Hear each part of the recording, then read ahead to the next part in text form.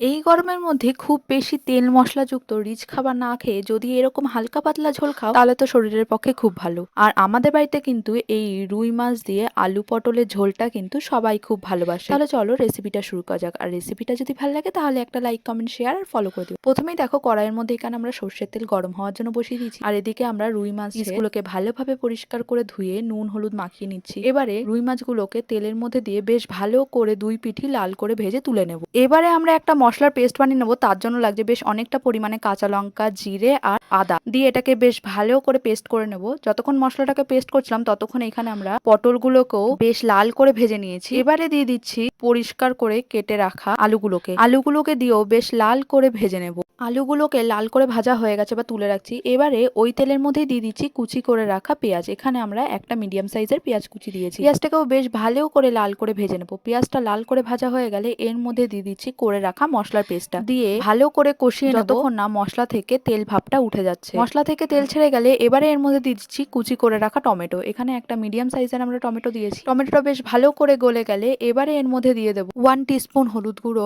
আর 1 teaspoon লঙ্কা গুঁড়ো দিয়ে ভালো করে এখানে মশলার সঙ্গে মিশিয়ে নেব। এবারে এর মধ্যে দিয়ে দেব ভেজে রাখা আলুগুলোকে দিয়ে এই মশলার সঙ্গে বেশ ভালোভাবে কষিয়ে নেব। আলুটা কষানো হয়ে গেলে এবারে দিয়ে দেবো ঝোলের জন্য পরিমাণ মতো জল। এখানে যে যেরকম তোমরা ঝোল খাবে সেই অনুযায়ী কিন্তু জলটা অ্যাড করবে।